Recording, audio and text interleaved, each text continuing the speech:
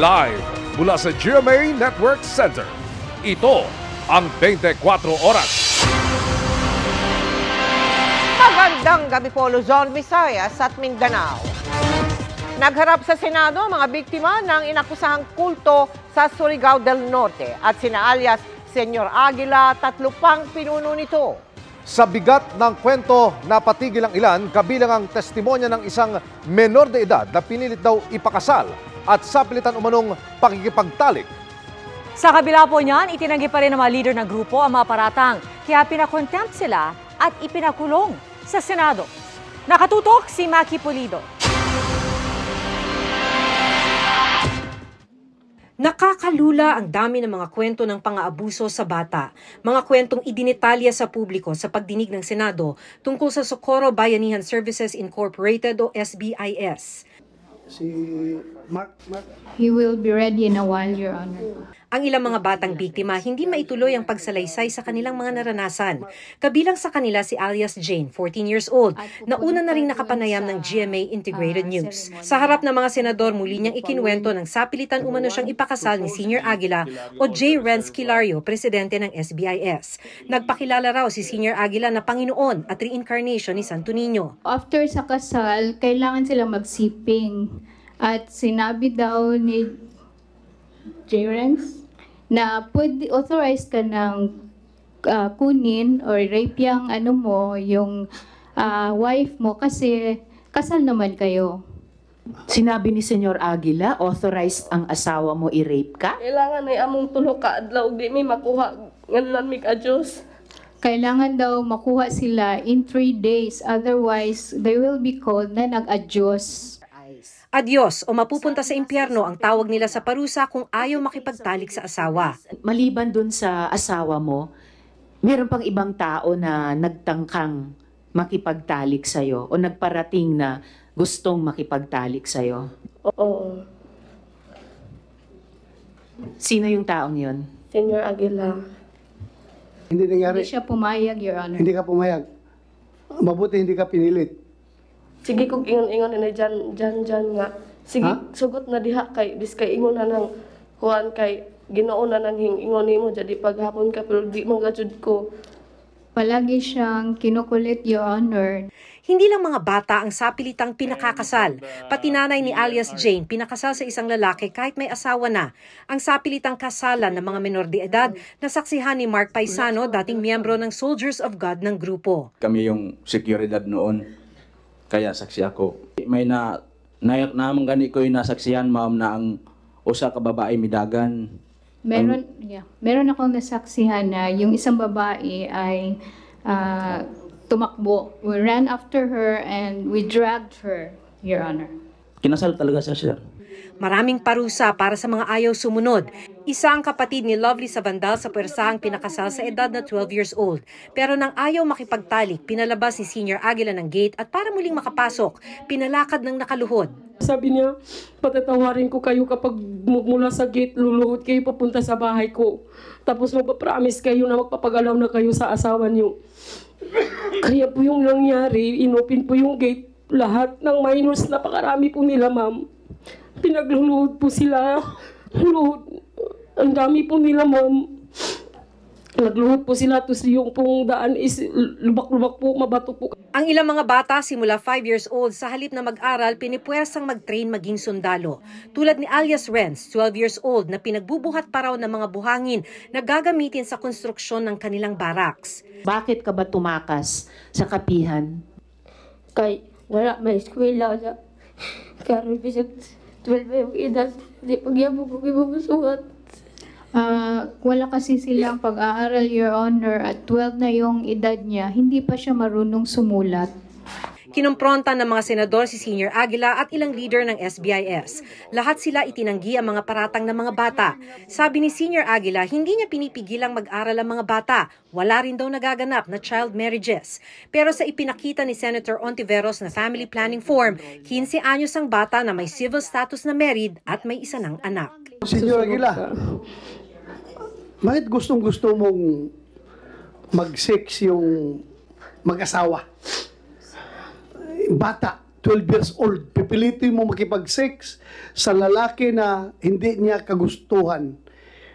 Kinasal mo na, pagkatapos sisiguruhin mo pa na sila mag-sex. Kung hindi mag-sex, pinapanis mo yung bata. Hindi po yan totoo, sir. Ha? Hindi po yan totoo, Your Honor. Puro ka lang hindi totoo. Hindi ano po bang yan. totoo sa'yo? Hindi ko po magagawa. Ha? Sigurado ka? Opo, opo. Kasi I don't find it, wala akong nakitang rational behind. Bakit gustong-gusto mong mag-sex sila? Ha? Kinasal mo na nga silang sa pilitan, pagkatapos, pinapaluap mo pa na mag-sex. That's too much intrusion Hindi po yan into totoo, sir. their personal Hindi po yan lives. totoo, sir. Kahit tanungin natin yung kanyang kapatid. Nasaan yung kapatid niya? Nasa kapihat po. Nasa kapihan. Opo. Pwede mo papuntahin dito bukas? Wala akong budget po para... O ako magpamasahe. Opo. Papuntahin dito bukas? Opo. Kaya mo? Opo, opo. Hindi naniwala ang mga senador. Dahil dito, cited in contempt si Senior Aguila at 3 pang leader ng SBIS na sina Karen Sanico, Janet Ahok at Mamerto Galanida. Isusubpina rin sila ng Department of Justice para sa preliminary investigation sa October 9. Para sa GMA Integrated News, Maki Pulido nakatutok, 24 oras. At kaugnay ng pagkakakontempt sa mga leader ng grupo, alamin natin ang latest sa Senado. Live na nakatutok si Ian Cruz. Ian? Yes, Mel, mananatili nga sa kustodiya ng Senado ang 4 na leader ng SBSI, kabilang na ang kanilang leader na si Senyor Aguila matapos nga ipakontempt sa pagdinig kanina. Matapos ang pagdinig ng Committee on Public Order and Dangerous Drugs, dinala na ng Senate Sergeant-at-Arms ang mga pinuno ng Socorro Bayanihan Services Incorporated sa isang quarters dito sa Senado nang ipakontempt ng mga senador, kabilang sa kanilang 22 anyos nilang leader na si J. Renz Kilario o Senyor Aguila. Mananatili sila rito hanggang sa magdesisyon ng komite kung pwede na silang makalabas. Pag-uusapan pa ng komite kung kailan muli ang pagdinig tungkol sa umano'y pang-aabuso umano ng ilang miyembro ng grupo. Bago nito, dinala sa klinik ng Senado ang isa pang leader ng grupo na si Mamerto Galanida na naging mayor din ng Socorro. Kaya pinagbigyan ng Senado ang hiling ng kanilang abogado na masamahan siya ng kanyang manugang habang nakadetine. Nag-ugat ang contempt kina Senyor Aguila, Galanida, Janet Ahok at Karen Sanico sa pagtangging may ipinakasal silang ilang menor de edad na miyembro. Kumbinsido raw ang mga senador na nagsisinungaling ang 4. Hindi pwede magsinungaling yung mga bata. Nakita ko ha. Sabihin man yung bias ako sa mga bata, pero ako yung naniniwala. At sa si Senator Risa Ontiveros, yung nag-motion na i-contempt sila, ay talagang buong paniwala na naglalay sila. Sakit po isipin na parang Diyos kahana mo ako ng lahat. Hindi ko po magagawa yan. Bata pa po ako. Hindi nga po ako nakapagtapos ng pag-aaral. Nasa custody man ng Senado, pinayagan silang humarap sa preliminary investigation ng Justice Department sa October 9. Mel, ayon nga kay Senador De La Rosa, ay naniniwala siya na sa itinakbo ng pagdinig na hindi si Senyor Aguila nagpapatakbo ng SBSI. Plano naman ng komite na magsagawa ng hearing sa bayan ng Socorro para mabisita nila mismo ang sitio Kapihan. Balik sa iyo, Mel. Maraming salamat sa iyo, Ian Cruz. Ihanda ang bulsa dahil ayon sa LTFRB, malaki ang tsansang pagbigyan ng petisyong dagdag pasahe ng mga transport group. Kung magkano ang nais nilang dagdag pasahe, alamin sa pagtutok ni Jonathan Andal. Dininig na kanina ng LTFRB ang petisyon ng taas pasahe ng iba't ibang transport group. Ang FEDJUDAP at Stop and Go gusto ng 2 pisong permanenteng dagdag sa minimum fare ng jeep sa buong bansa. Ang Pasang Mazda naman, pati ang AltoDAP at ACTO, gusto ng 5 pisong dagdag sa minimum fare at dagdag na piso sa kada susunod na kilometro. Pero habang wala pa yan, humihiling muna sila ng pisong dagdag sa minimum fare dahil pa rin sa mataas na presyo ng krudo. Yung isang grupo ayaw ng provisional increase na piso. Gusto lang nila yung permanent increase na 2 piso, narinig ko ninyo. Yung isa gusto ng provisional increase na piso pero NCR lang ho. So antayin ho namin yung kanilang mga ibibigay pang mga dokumento bago namin madesisyonan to. Sa Martes, October 3, itinakda ang susunod na pagdinig. Magbibigay ba o hindi? Ang inclination ng board is, of course, in favor of the transport groups.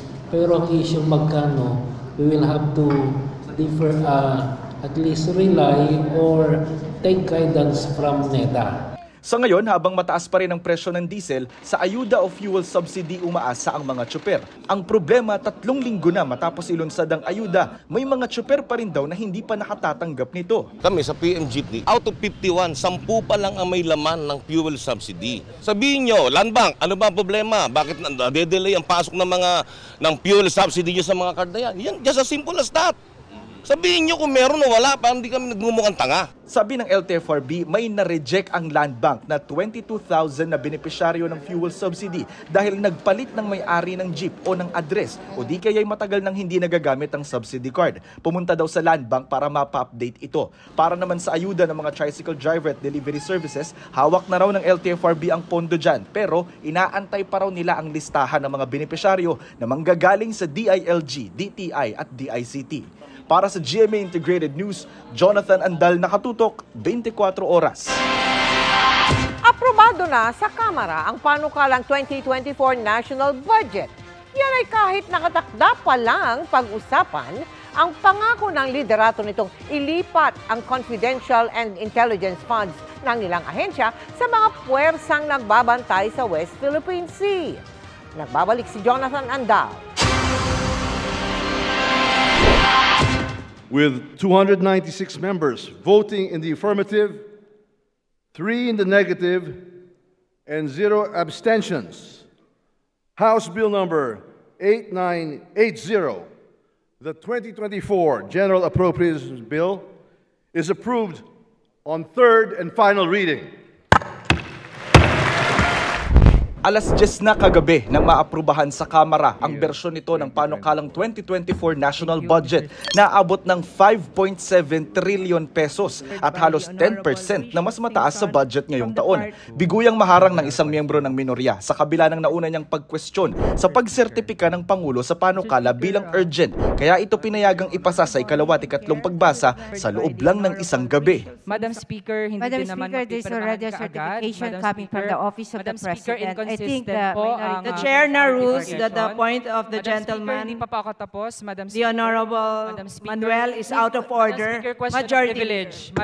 Pinatayan muna ng mikropono ang kinatawan ng Kabataan Party List at saka sinimula ng botohan sa panukalang pondo. Madam Speaker, with that, I vote no and I would like to explain my vote later.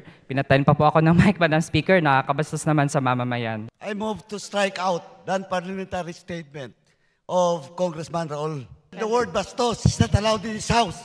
Lumusot sa Kamara ang panukalang pondo nang walang binago rito. Ang pangako ng liderato ng Kamara na realignment o yung paglipat ng Confidential and Intelligence Funds o CIF ng mga civilian agencies papunta sa intelligence at security forces na nagbabantay sa West Philippine Sea.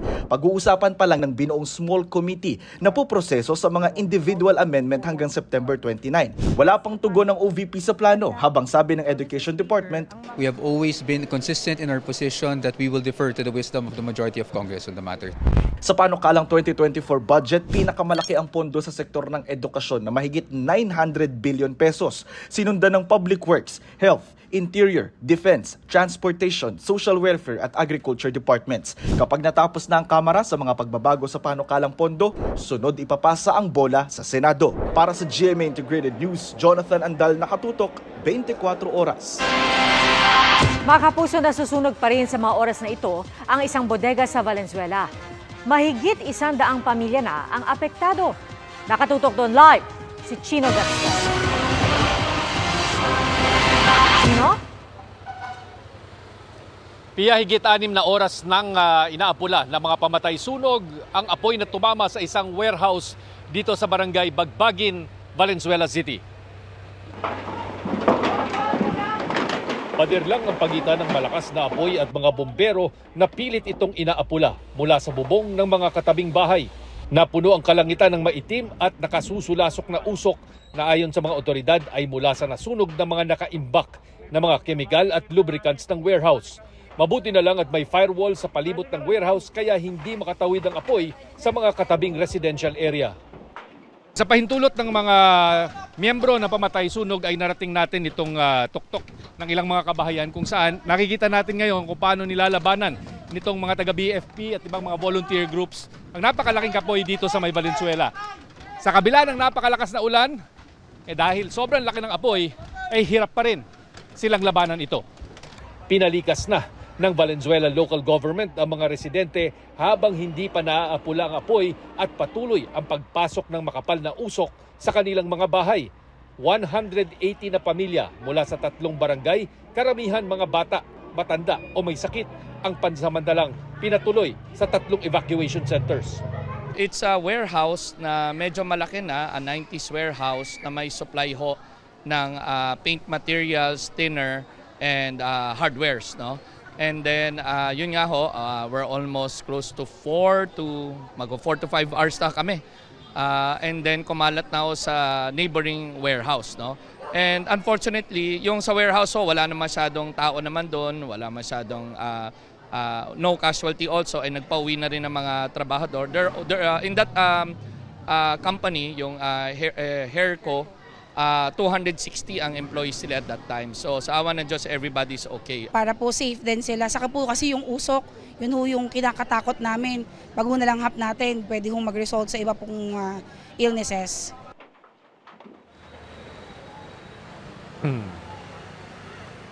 Pia, bagamat hindi pa nagdedeklara ng fire out ang BFP, pansin natin na unti-unti nang nababawasan ang bilang ng mga bumbero at fire truck na rumisponde dito sa lugar.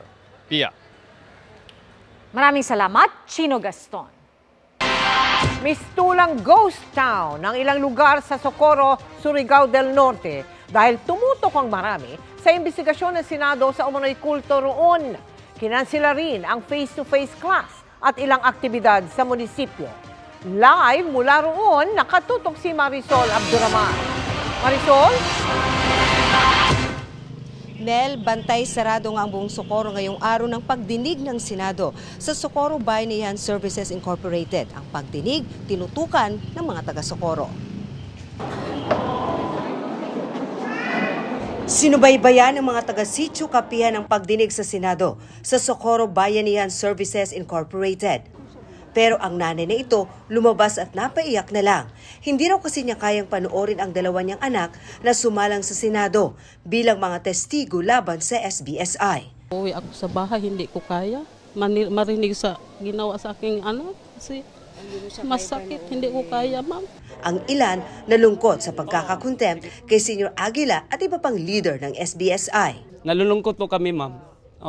Ang maano sa amin ay nalulungkot po kaming lahat dito sa Kapihan, pero kakayanan namin. Wala kaming magagawa sa ngayon, pero hindi kami mawawala ng pag-asa. Karaniwan daw na matao ang bahaging ito ng Barangay Rizal dito sa Socorro kapag ganitong oras. Pero ngayon, halos wala kang makikita sa kalsada dahil halos lahat nakatutok sa isinasagawang pagdinig sa Senado hinggil sa SBSI.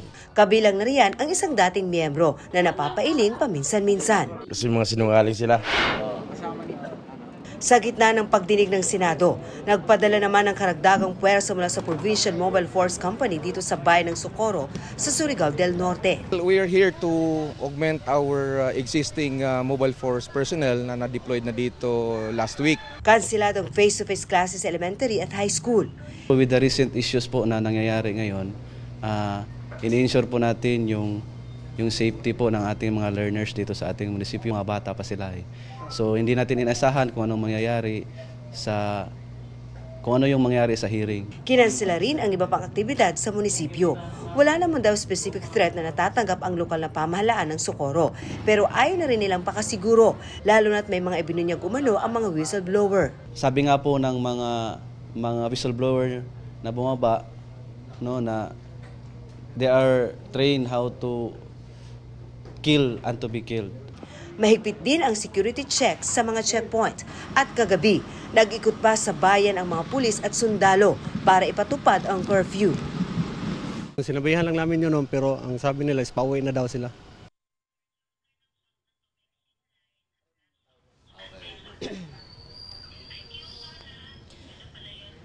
Nalulungkot man, wala raw dapat ikabahala ang mga taga-Socorro ayon si SBSI dahil wala raw silang gagawing anumang karahasan. Samantala, suspendido pa rin ang klase dito sa Socorro. Mel. Maraming salamat sa iyo, Marisol Abduraman. Pinadalhan na ng Diocese of Borongan si Pio Aclon ng kopya ng utos ng Vatican na bawiin ang kanyang pagkapari. September 25 nang ipinadala ang dokumento mula sa Santo Papa kay Aclon. Kasunod ng pagpuna niyang idinidiretso dapat sa individual na sangkot ang usapin at hindi pinopost sa social media. Tugon naman ang diocese sa paratang ni Aclon na nalabag hindi lang ang kanyang canonical at civil rights. Sabi ng simbahan, nakasaad sa canon law na may obligasyon at kapangyarihan ang Roman Catholic Bishop of Borongan na ipaalam ang issue sa publiko. Layunin daw nilang manaig ang katotohanan at hustisya. July 18, 2023 pa pinirmahan ang dokumento ng dismissal ni Aclon. Base sa ulat ng CBCP News, pinatalsik siya dahil sa kasong sexual abuse kung saan mga menor de edad ang sangkot.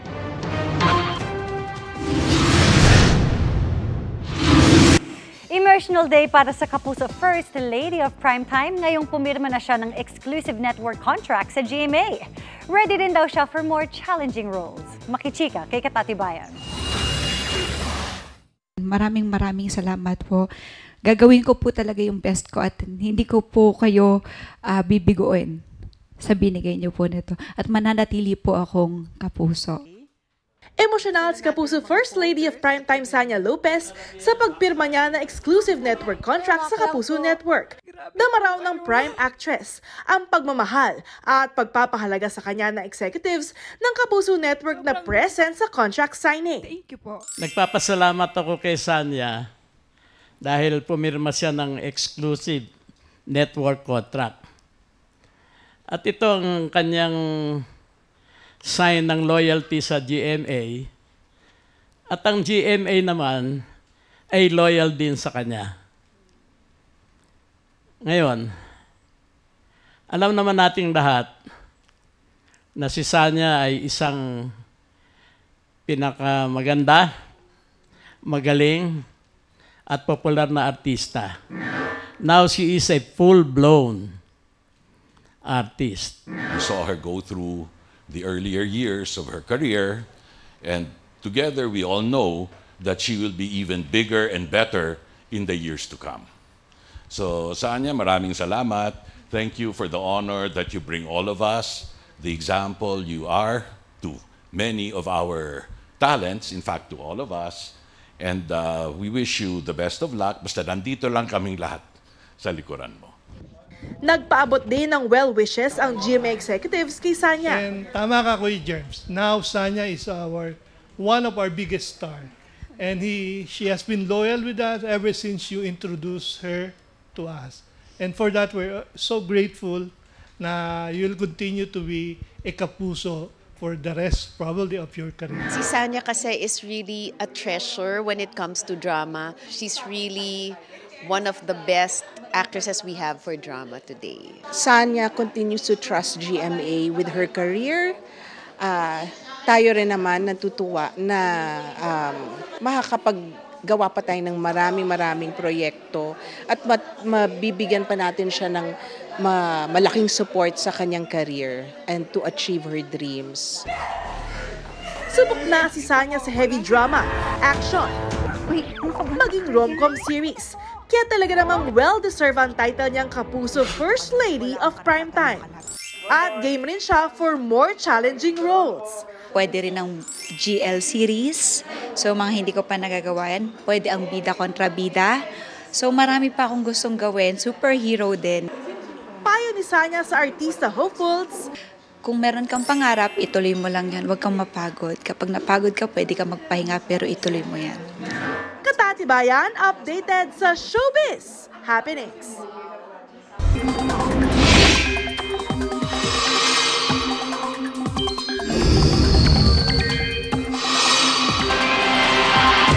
Mga kapuso, stay safe and dry, lalo ngayong napadalas ang thunderstorms tuwing hapon at gabi. Ayon sa Pag-asa, nag-dissipate o nawala na yung low pressure area na ating minomonitor sa loob ng Philippine Area of Responsibility. Pero maghanda pa rin ho tayo dahil magpapatuloy ang mga pag-ulan sa ilang bahagi ng bansa. Unti-unti nang lumalapit sa PAR yung low pressure area na huling namataan sa layong 2,045 kilometers silangan ng Infanta, Quezon. Sabi ng Pag-asa, posibleng pumasok yan sa PAR pagsapit ng weekend at hindi rin inaalis ang tsansa nitong maging bagyo.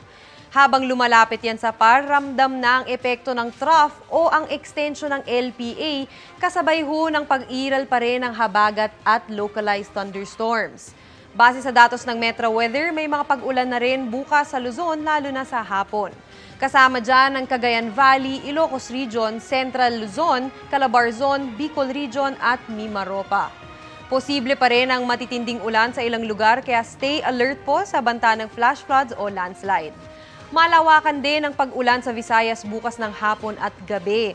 May heavy to intense rains dito sa Panay Island na nagkukulay pula ho kanina sa ating rainfall map, Negros Provinces, Cebu at Bohol pati sa Eastern Visayas. Sa Mindanao naman, umaga pa lang unti-unti nang uulanin ng ilang bahagi ng Zamboanga Peninsula, Caraga, Davao Region at Soc-Sargen. Magtutuloy-tuloy ho yan hanggang sa hapon at mas marami ng lugar ang uulanin.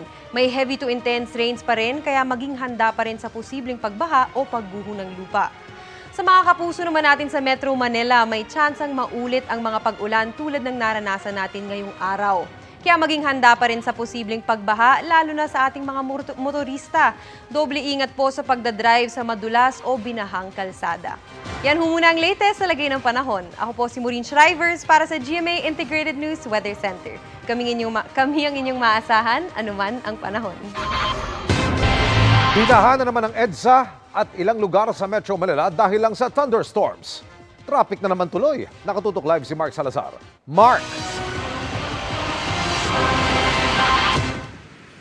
At Emila, mabilis lang dadaan yung thunderstorm na yan. Pero magbibigay yan ng baha.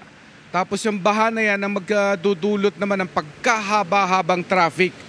Yan ang buhay pirmi ng mga commuter at ng motorista sa Metro Manila. Ganyan ulit kanina.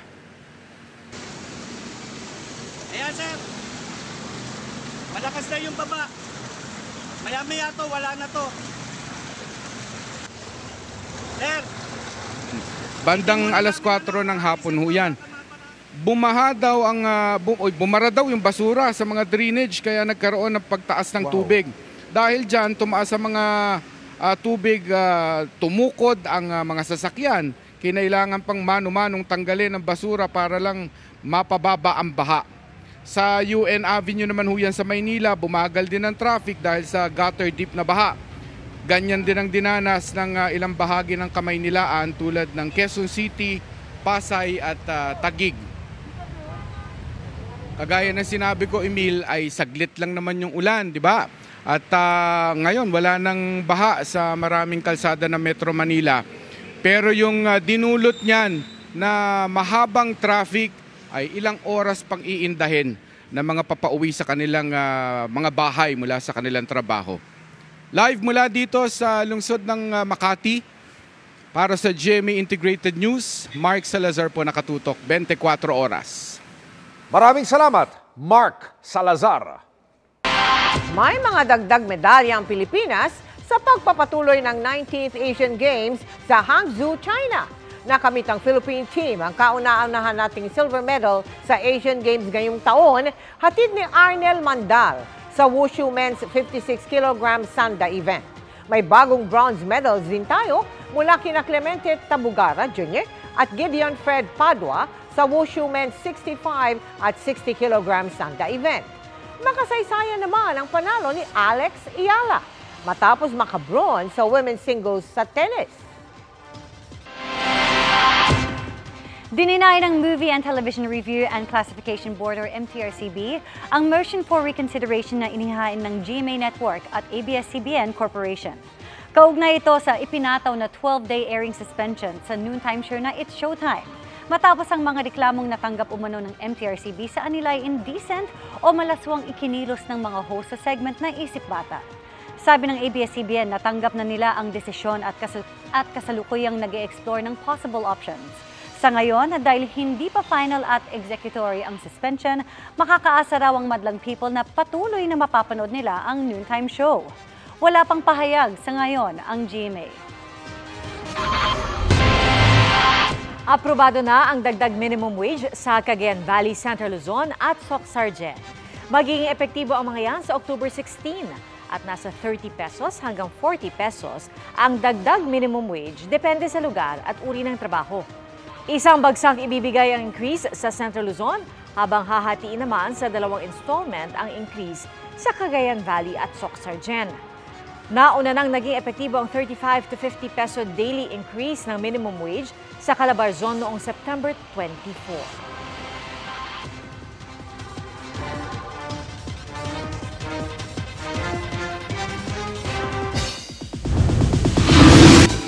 Si Kapuso Drama King Dennis Trillo ang sumala ngayon sa GMA Integrated News Interviews. At ayon kay Dennis, gaya ng kanyang role sa primetime series na Love Before Sunrise, naniniwala raw siya sa destiny. Makichika kay Aubrey Carampel. Sabihin mo nga sa akin, ano talagang kapalit ng ginawa niyang pagtulong sa'yo?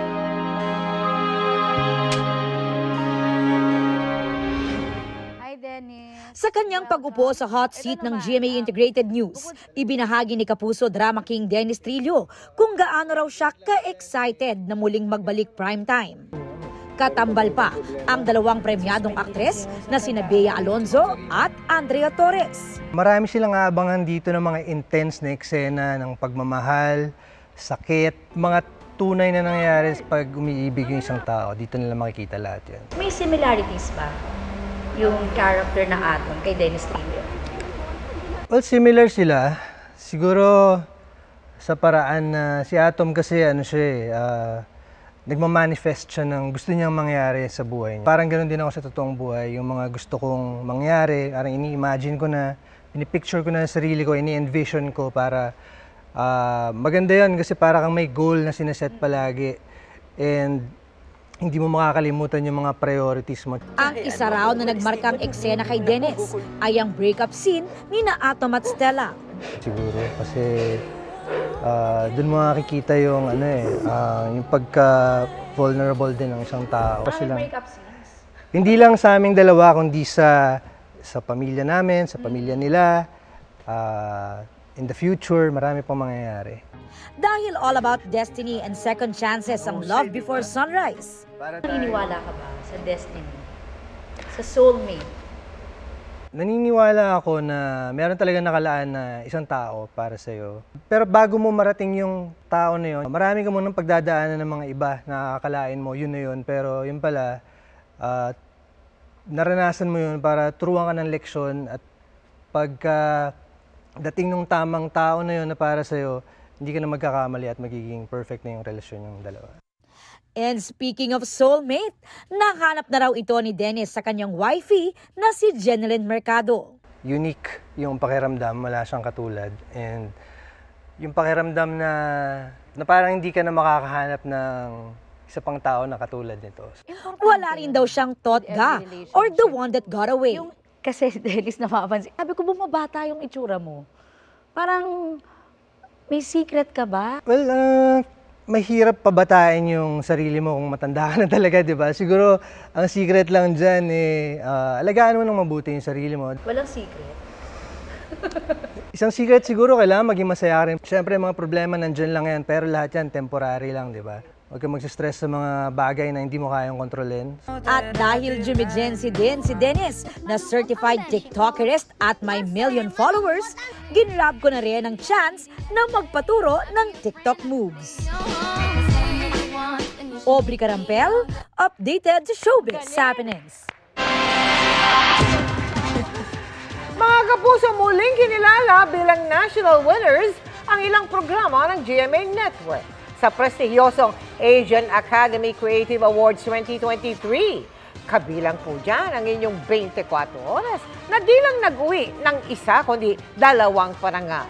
Hinirang na Best News Program ang July 27 special coverage ng 24 oras sa pananalasa ng Typhoon Doksuri o yung superbagyong Egay. Kinilala rin bilang Best Documentary Series ang Climate Change Special Report Series ng 24 oras na banta ng nagbabagong klima. National winner din sa Best Single News Story category ang report ng Dapat Alam Mo tungkol sa madugong stampede sa Itaewon, South Korea. Pinarangalan din ang kapuso mo Jessica Soho. The Atom Araulio Specials. Ang Voltos 5 Legacy. Tadhana. At ang theme song ng Maria Clara at Ibarra. Muli taos puso po ang aming pasasalamat sa inyo, mga kapuso. At yan ang mga balita ngayong Huwebes. Ako po si Mel Tiangco. Mga kapuso, 88 days na lang, Pasko na! Ako po si PR Kanghel para sa mas malaking misyon. Para sa mas malawak na paglilingkod sa bayan, ako po si Emil Sumangil. Mula sa GMA Integrated News, ang News Authority ng Pilipino. Nakatuto kami 24 oras.